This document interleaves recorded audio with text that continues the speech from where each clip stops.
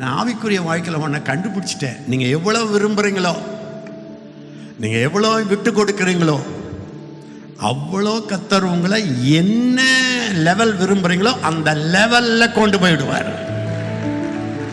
நான் இப்போ இவ்வளோ இருக்கிறேன்னா போதும்னீங்கன்னா ஆண்டவர் சொல்லுவார், அவன் போதும்னு சொல்லிட்டான்பா, அதனால் ஏஞ்சல்ஸ் கிட்ட சொல்லுவார், நிறுத்திக்கான்னுடுவார்.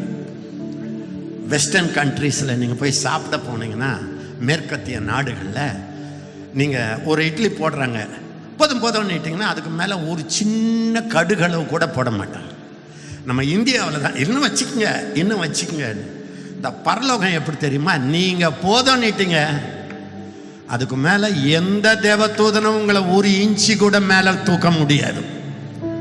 உங்கள் மேலே 1000 பேர் கையை வச்சு ரிசீவ்னாலும் உங்களுக்கு ஒன்றும் வராது.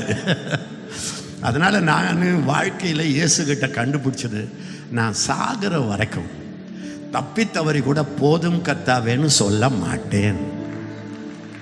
எனக்கு இன்னும் வேணும், என்ன வேணும், என்ன வேணும், இன்னும் வேணும், இன்னும் வேணும், இன்னும் வேணும், என்ன வேணும், இன்னும் வேணும், இன்னும் கொஞ்சம் கிட்ட வரணும், இன்னும் கொஞ்சம் உங்கள் மகிமை வேணும், இன்னும் கொஞ்சம் நான் ஜெபம் பண்ண நிறையா, இன்னும் கொஞ்சம் பைபிள் மேலே ஆசை வேணும், இன்னும் உங்களுடைய பிரசன்னம் நான் வந்தா வரணும்.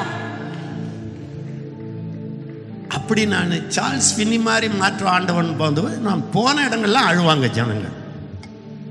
அப்புறம் நான் சொன்னேன், ஆண்டவரே விசுவாசம் கட்டி எழுப்பப்படணும் ஆண்டவரே. நான் போகிற இடத்துல என்ன மக்கள் விசுவாசம், நான் வரும்போது தற்கொலை பண்ணிக்கலான்னு வந்த செமினாருக்கு இங்கே உங்கள் பிரசங்கத்தை நான் ஒரு வாரம் கேட்டேன். இப்போ எனக்கு உற்சாகம் வந்துடுச்சு. நான் வட இந்தியாவில் ஊழியம் செய்து தோல்வி அடைஞ்சி குடும்பம் என்னை விட்டு விலகி தற்கொலை பண்ணணும், பண்ணுறதுக்கு முன்னால் போய் பெராக்காவுக்கு போகலான்னு வந்தேன். ஆனால் என்னை கர்த்தர் தொட்டார் சொல்லி அழுதுட்டு மறுபடியும் போய் வல்லமையான ஊழியத்தை எழுப்பினவர்கள் நூற்றுக்கணக்கான ஆயிரக்கணக்கான சாட்சிகள் இருக்கிறார்கள். நான் எவ்வளோ விரும்புகிறேனோ அவ்வளோதான் கர்த்தர் செய்கிறார் என்பதை என் வாழ்க்கையில் நான் கண்டுபிடிச்சேன். போதும்னு மட்டும் சொல்லக்கூடாது. எலியா போதும் கர்த்தாவேன்னா ஃபுல் ஸ்டாப். ஆண்டவர் சொன்னார், ஓகேடா நீ அடுத்த ஆளை வச்சிரு. அவன் மட்டும் போதும்னு சொல்லலைன்னு வச்சுக்கோங்க, எலிசா வல்லமையா அவன் தான் பண்ணியிருப்பான். மோசே சொன்னான், மோசேவன் பாருங்க போக முடியல. ஆனால் கர்த்தர் உங்கள் ஊழியத்தில் நான் உங்களை கெஞ்சி கேட்குறேன், மனத்தாழ்மையோடு ஒரு தேவ மகன் உங்களை கேட்குறேன், ஆவிக்குரிய வாழ்க்கையில் திருப்தியை அடையாதீர்கள். இவ்வளோதான் ஊழியம் நினைக்காதீங்க. எனக்கு வயசு ஆயிடுச்சு, இனி என் சபை வளர போகிறதில்லைன்னு சொல்லாதீங்க. உங்களுக்கு 120 வருஷம் ஆனாலும் 110 வருஷம் ஆனாலும் உங்கள் வெளிப்பாடு உள்ள கண்கள் பிரகாசிக்கும். உங்கள் உள்ளான மனிதன் பலப்படுவான். சொல்லவே சொல்லாதீங்க, போதும் கர்த்தாவே சொல்லாதீங்க. இன்னும் வேணும், இன்னும் கிட்ட கிட்ட சேர்த்து கொள்ளுமே, அப்படி கேட்டுக்கிட்டே இருங்க. என் சபை வளர்ந்தது போதும்னு சொல்லாதீங்க. அதுக்கு பிறகு ஆண்டவர்கிட்ட கேட்டேன், ஆண்டவரே நான் போய் நிற்கும் போது உம்முடைய பிரசன்னம் வரணும் ஆண்டவரே, மக்கள் அபிஷேகத்தில் நிரம்பணும் ஆண்டவரே, நிற்க முடியாம விழணும் ஆண்டு. அப்படி ஜெபம் பண்ணிட்டு போனா அன்னைக்கு என் பிரசங்கத்தில் நிறைய பேர் உருளுவாங்க கீழே. ஆண்டவரே என் வார்த்தையெல்லாம் தீர்க்க தரிசனமாக இருக்கணும் ஆண்டவரே. நான் பிரசங்கத்தை பைபிளில் படிச்சுட்டு ஒரு 4 பாயிண்ட்டை சொல்லக்கூடாது ஆண்டவரே. நான் வாயை திறந்தா நீ பேசணும் ஆண்டவரே அப்படின்னு நான் சொன்ன பிறகு ஜனங்க என்கிட்ட ஓடி வந்து, அண்ணா நான் கேட்டுக்கிட்டு இருந்தேன், அண்ணா நீங்கள் பேசுனதெல்லாம் எனக்கு தான்ண்ணா, ஒரு வார்த்தை விடாமல் எனக்கு தான் அண்ணா. இது மாதிரி நான் எப்போ ஹீலிங் கேட்டனோ, எனக்கு சுகம் வேணும்னு கேட்டனோ, ஆண்டவர் மகிமைக்காக சொல்கிறேன், நான் பாடிக்கிட்டு இருக்கும்போது கட்டிகள் ஆன் த ஸ்பாட் கரைஞ்சி போனதை நான் பார்த்துருக்கிறேன். நான் என் வாழ்க்கையில் கண்டுபிடிச்சது, என் உயர்வோ என் வல்லமையோ என் அபிஷேகமோ பரலோகம் தீர்மானிப்பது அல்ல. பரலோகம் முழுசும் திறந்து கிடக்குது, நான் தீர்மானிக்கிறேன். இந்த வெளிப்பாடு வந்த பிறகு கர்த்தரை கெஞ்சறதை விட்டுட்டேன்.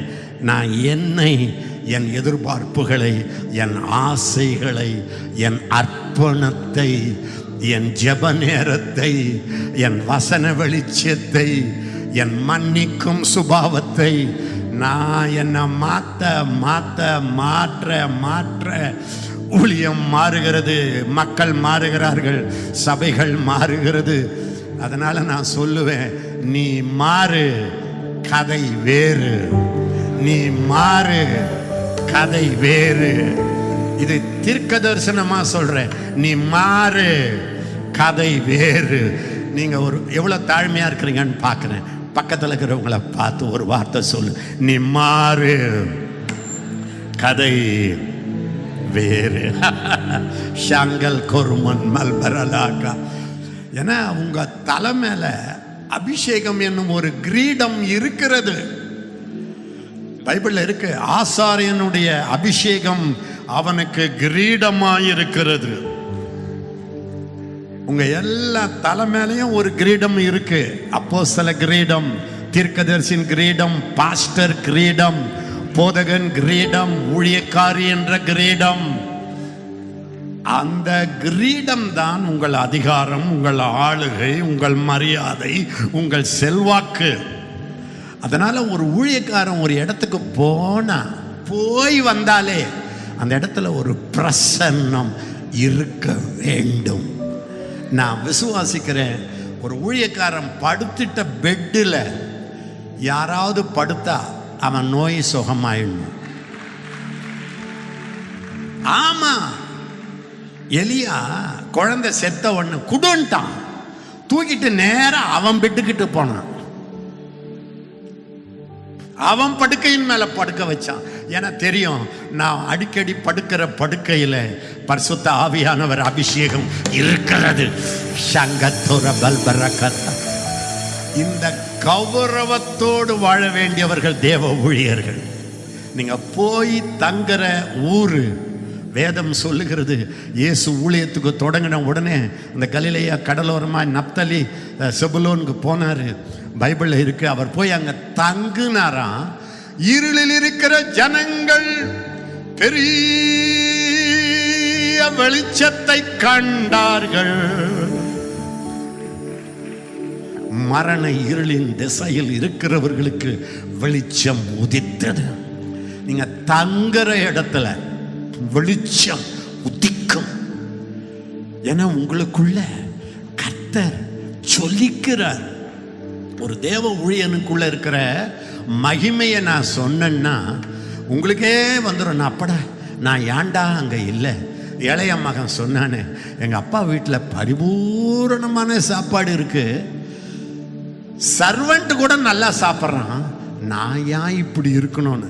அப்படி ஒரு வெறி உங்களுக்கு வந்துடுச்சுன்னா நான் ஒரு தீர்க்கதரிசியாக சொல்கிறேன், இன்றிலிருந்து உங்கள் ஊழியம் ஆகாயமானம் மேலே போகிற மாதிரி போக ஆரம்பிச்சிடும். டேக் ஆஃப் ஆயிடும். ஒரு நாள் ஆண்டவர் என்கிட்ட சொன்னாரு, உன் ஆசையின் அளவுதான் உன் அபிஷேகத்தின் அளவு. உனக்கு எவ்வளவு ஆசை இருக்கோ அவ்வளவு அபிஷேகம் அதிகமாகும். எவ்வளவு அபிஷேக அளவு இருக்கிறதோ அவ்வளவு உங்கள் கூடாரம் விஸ்தாலமாகும், உங்கள் ஊழியம் விஸ்தாலமாகும், உங்கள் மக்கள் கூட்டம் விஸ்தாலமாகும். ஊழியம் என்பது அசதியா செய்தா சந்ததிக்கே சாபம். ஊழியத்தை எனக்கு செய்தால், மகிழ்ச்சியோடு செய்தால் அவனை பிதாவானவர் கனம் பண்ணுவார். அவன் எல்லாவற்றிலும் சுகமாயிருக்க கர்த்தர் விரும்புவார். நாங்களும் அப்படிதானே ஸ்டார்ட் பண்ணோம். அன்றைக்கு தங்கச்சன் சொன்னார், எப்படி இங்கே திருவள்ளூருக்கு வந்தேன்னு. படுக்க இடம் இல்லாமல் திண்ணையில் படுத்தவர் தானே. இந்த கட்டடம்லாம் எப்படி வந்துச்சு? நீங்கள் சொல்லுவீங்க யாரோ கட்டி கொடுத்தாங்கன்னு. அதனால தான் உங்களுக்கு வரல. அவர் மேலிருந்த அபிஷேகம் அது வடக்கிலோ தெற்கிலோ கிழக்கிலோ மேற்கிலோ எங்கேயோ இருந்து வரட்டும். ஆனால் அவர் அந்த சின்னதில் உண்மையாக இருந்ததுனால கர்த்தர் பெரிய நன்மைகளை தருவார். 10 விசுவாசிகளுக்கு ஜெபிச்சு அவங்களே இருதயத்தில் சுமந்து அவங்களுக்காக கர்த்தரோட சுத்தமாக ஒரு ஊழியக்காரன் இல்லைன்னா அவனை நம்பி 10,000 விசுவாசிகளை ஆண்டவர் கொடுத்தாருன்னா ஆண்டவருக்கு மென்டல்னு அர்த்தம். இப்படிலாம் சொல்லாதீங்க. நான் ஒரு 5 ரூபாய் கொடுக்குறீங்க, கீழ்ச்சி போட்டான், அவங்ககிட்ட 50,000 தருவீங்களா உங்கள் பிள்ளைக்கு? கர்த்தரின் சர்வ ஞானம் உள்ளவர். உங்கள் ஆசை எவ்வளவோ, உங்கள் அர்ப்பணம் எவ்வளவோ, எவ்வளவு விரும்புகிறீங்களோ அவ்வளவு கர்த்தர் உங்கள் ஊழியத்தை, எல்லைகளை விசாலமாக்குவார். இன்றைக்கு என் ஆசை, பரிசுத்த ஆவியானவர் உங்கள் உள்ளத்தில் ஒரு ஆசையை போடுவாராக, ஒரு நம்பிக்கையை தருவாராக. அநேகர் என்ன நினைக்கிறீங்க தெரியுமா? இனி மேல போய் எனக்கு ஒரு பெரிய ஊழியமா, எல்லாம் நான் பார்த்துட்டேன், ஏதோ இருக்கிறத வச்சு காப்பாத்திட்டு அப்படி நினைக்கிறீங்க. ஆண்டவர் சொல்றாரு, இல்லை, நீ எவ்வளவு ஆசைப்பட்டாலும் எந்த வயதிலும் நான் உன்னை ஆசீர்வதிக்க தயாராக இருக்கிறேன். நீ நினைச்சா வா, ஆசை இருந்தால் ஓடி வா அப்படின்றாரு. ஸோ நீங்க தான் இப்போ தீர்மானிக்க வேண்டும் அருமையானவர்களே.